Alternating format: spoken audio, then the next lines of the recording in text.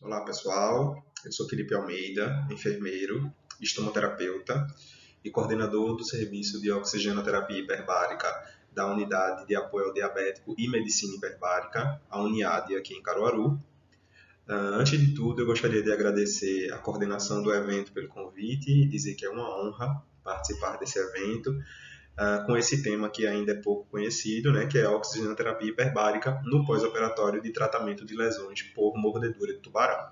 Eu gostaria de trazer para vocês um pouco dos tópicos que iremos abordar, né? Primeiro, o que é a oxigenoterapia hiperbárica, né? Falar um pouco da história e trazer para vocês realmente o que é a oxigenoterapia hiperbárica. Falar um pouco sobre ambiente hiperbárico, a fisiologia da oxigenoterapia hiperbárica. Falar um pouco sobre os ataques de tubarão aqui em Pernambuco e, por fim, não menos importante, a oxigenoterapia hiperbárica e as lesões por mordedura de tubarão. Eu gostaria de começar trazendo para vocês o que é a câmara hiperbárica, né? Para vocês conhecerem, talvez pouca gente conheça o que é uma câmara hiperbárica. E nós temos aqui nesse slide duas câmaras hiperbáricas, a câmara multipaciente ou multiplace e a câmara monopaciente ou monoplace. Nós aqui na nossa clínica temos ambas as câmaras e a nossa câmara multipaciente tem capacidade para 10 pacientes, mas isso varia muito de acordo com o fabricante. Tem câmara hiperbárica menores e tem câmaras multiplaces menores ou maiores. A monopaciente ou monoplace, ela sim só tem capacidade para um paciente por sessão. Então, vamos começar falando sobre um pouco da história da oxigenoterapia hiperbárica, que surgiu em 1622, a princípio como preparação para trabalhadores de mergulho e que, ao longo do tempo, foi expandindo como tratamento de lesões e alguns tipos de doenças também. O que foi observado ao longo dos anos foi que alguns desses trabalhadores de mergulho que apresentavam algum tipo de lesão, acelerava-se o processo de cicatrização quando eram submetidos a um ambiente hiperbárico. Então, a partir daí, foi também utilizado como tratamento de lesões cutâneas e algumas doenças. A oxigenoterapia hiperbárica consiste na administração de oxigênio puro, uma FiDO2, semelhante a 100%, em um ambiente com uma pressão superior à pressão da atmosfera. Normalmente, é uma pressão de 2 a 3 vezes a pressão da atmosfera, que aí a gente trabalha com ATA, né, que é a pressão atmosférica. E aí, o tratamento da oxigenoterapia hiperbárica é baseado normalmente em 2 ou 3 ATAs, 2 ou 3 pressões atmosféricas, baseado à pressão do nível do mar, né? E esse procedimento promove diferentes efeitos positivos para o processo de cicatrização. Então, o processo de cicatrização de algum tipo de lesão vai ser potencializado graças ao efeito do oxigênio com a pressão que é exercida nesse paciente. Então, a oferta de oxigênio é através de uma máscara, né? Isso na câmara multipaciente. Na câmara monopaciente, o paciente ele não precisa da máscara porque o oxigênio está no ambiente. A câmara monoplace ela é preenchida com oxigênio. Diferente da multiplace, que é preenchida com ar comprimido, ela é pressurizada com ar comprimido, e o oxigênio é liberado mediante máscara de oxigênio. Então, essa pressão elevada aumenta em até 1.900 vezes a quantidade de oxigênio na corrente sanguínea. Então, só para vocês terem uma noção, isso favorece muito a nutrição celular e, consequentemente, o processo de cicatrização. Então, o que é um ambiente hiperbárico? Eu trouxe para vocês uma figura que mostra direitinho a diferença de pressão por profundidade. Então, a cada 1 ATA, uma pressão atmosférica, nós temos 10 metros de profundidade. Então, o tratamento de oxigenoterapia hiperbárica trabalha em torno de 2 a 3 atas, né? 2 a 3 atas, e isso gira em torno de 10 a 20 metros de profundidade. Nós aqui na clínica trabalhamos com 2 atas e meio, que é mais ou menos 15 metros. Então, nós simulamos um mergulho graças à pressurização que o paciente é exercida dentro da câmara hiperbárica. Então, simula-se um mergulho até em torno de 15 metros de profundidade, para que isso potencialize o transporte de oxigênio na corrente sanguínea. Como eu disse antes, essa potencialização gira em torno de 1.900 vezes a quantidade de oxigênio que é transportado na corrente sanguínea, diferente do ambiente normobárico, que é o ambiente da superfície. Esse tratamento ele é baseado em 3 leis da física: a lei de Dalton, a lei de Henry e a lei de Boyle. Então a gente vai falar um pouco sobre essas leis. A primeira delas é a lei de Dalton, que diz que a pressão total de um gás equivale à soma das pressões parciais desse gás na mistura, o que significa dizer que quanto maior a pressão exercida dentro da câmara hiperbárica, maior serão as pressões parciais do gás no seu interior. Então, quanto maior a pressão exercida dentro da câmara hiperbárica, maior será a pressão parcial do gás no seu interior. Então, a gente pode trazer como exemplo o oxigênio. Então, quanto maior a pressão exercida dentro da câmara hiperbárica, o oxigênio vai sofrer uma pressão maior no organismo do paciente. A lei de Henry diz que à medida que aumentamos a pressão de um gás sobre um líquido, aumentamos a solubilidade desse gás no líquido. Então, quanto maior a pressão dentro da câmara hiperbárica, maior será a quantidade de gás dissolvido no líquido do corpo. Então, a gente também traz a questão do oxigênio. Quanto maior é essa pressão exercida no paciente dentro da câmara hiperbárica, a solubilidade do oxigênio vai ser maior. Então, isso facilita o transporte de oxigênio para as extremidades, para as periferias, para nutrir uma possível deficiência de oxigênio que o paciente apresenta. E a lei de Boyle diz que o volume do gás é inversamente proporcional à pressão desse gás. Então, se mantendo uma temperatura constante, isso a gente consegue controlar dentro da câmara hiperbárica. Ou seja, quanto maior a pressão dentro da câmara, menor o valor aéreo das cavidades e vice-versa. Então, quanto maior a pressão exercida, menor o volume desse gás. Então, isso facilita no processo também de disseminação do oxigênio através, além da corrente sanguínea, do plasma e do líquido intersticial. Então, a gente vai falar um pouquinho sobre os ataques de tubarão aqui em Pernambuco. Esse ano, né, nós tivemos 2 ataques em menos de um mês, né? Um ataque que, infelizmente, vitimou o paciente e veio a óbito, né? E os 2 foram nas proximidades da Igrejinha de Piedade. O segundo, o paciente não veio a óbito.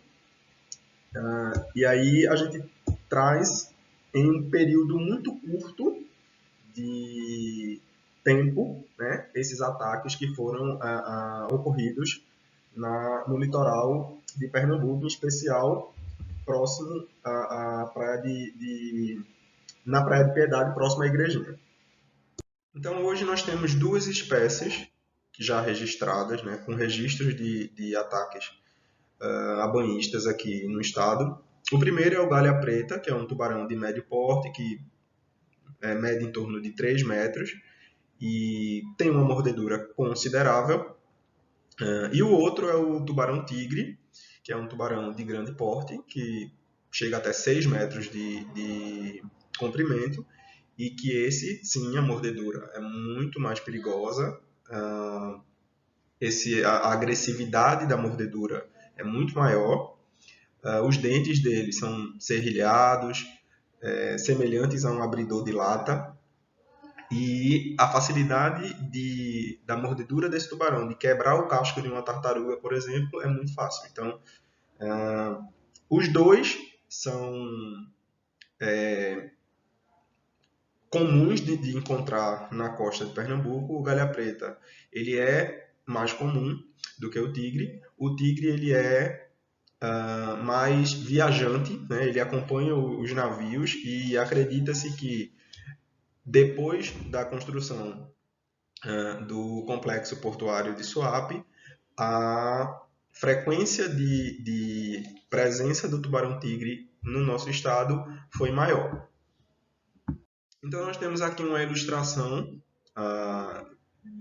da ocorrência de ataques de tubarão, né? Principalmente nessa faixa da Praia do Pina até a Praia de Piedade, e também aqui na Praia do Paiva.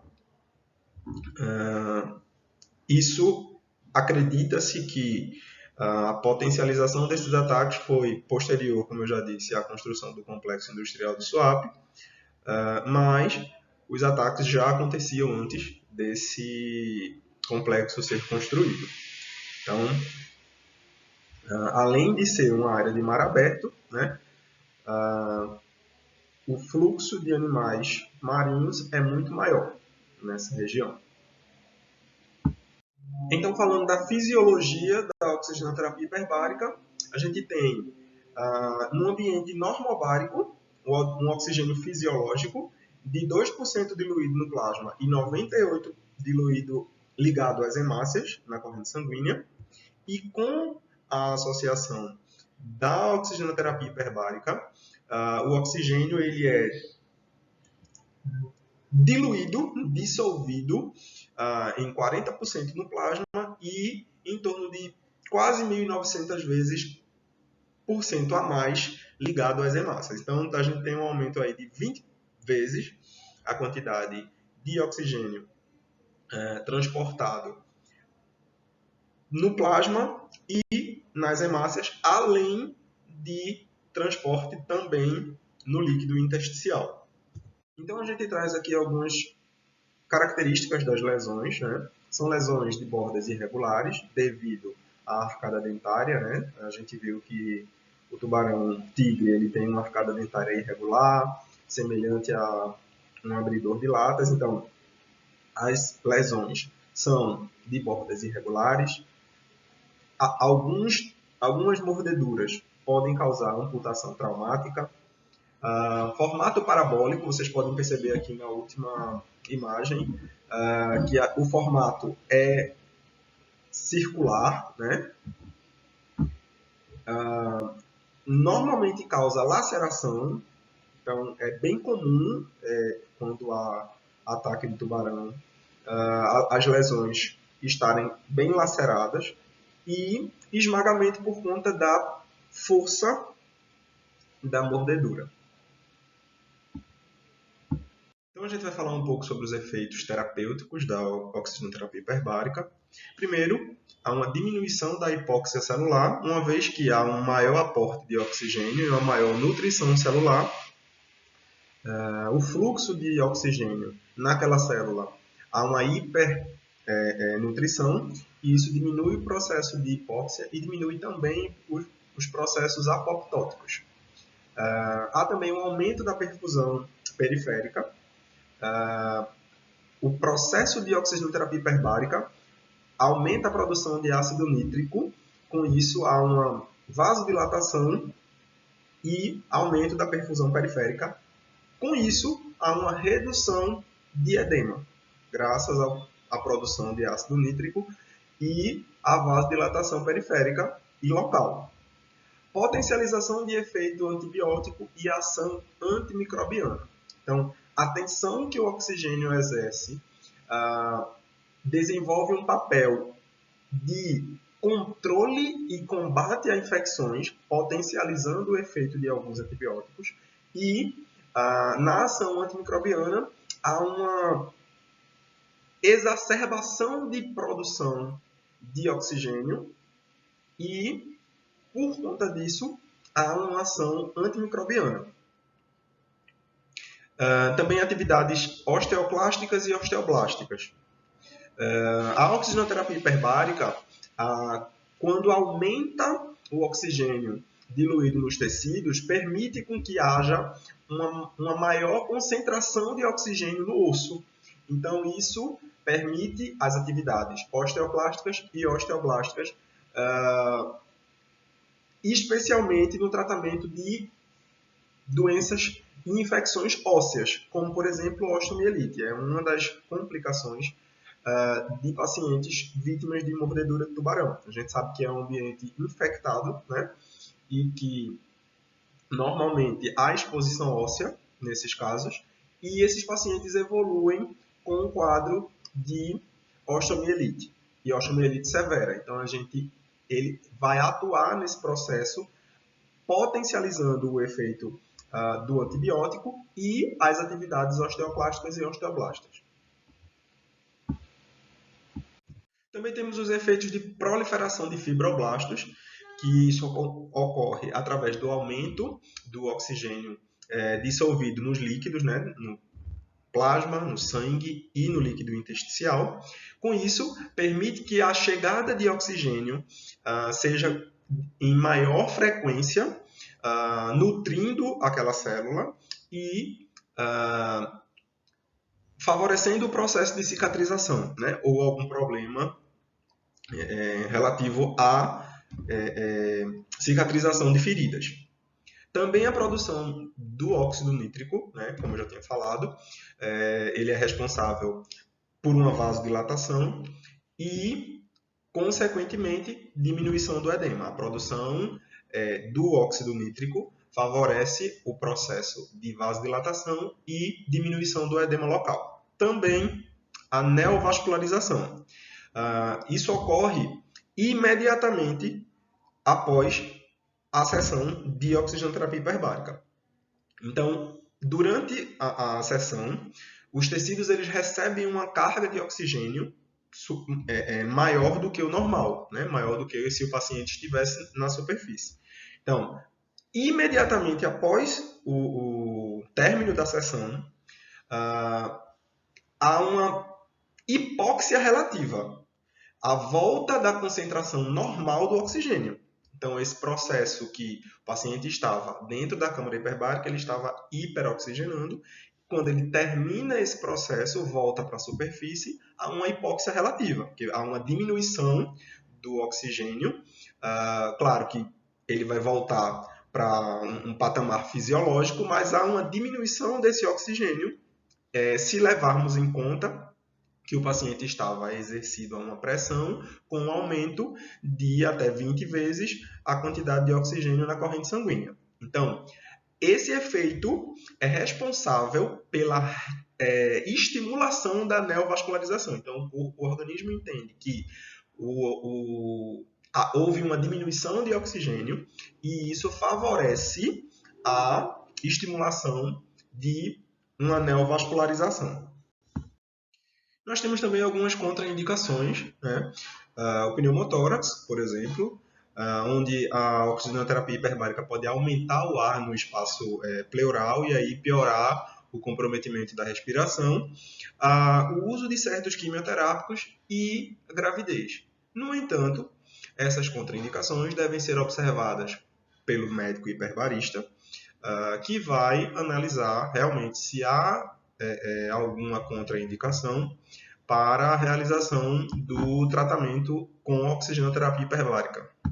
Então, diante disso, a oxigenoterapia hiperbárica no tratamento de lesões, em especial lesões por mordedura de tubarão, é um tratamento eficaz, uma vez que há o processo de aceleração da cicatrização, há um processo de diminuição dos efeitos apoptóticos e de hipóxia celular, consequentemente, diminuição de edema, diminuição de isquemia local,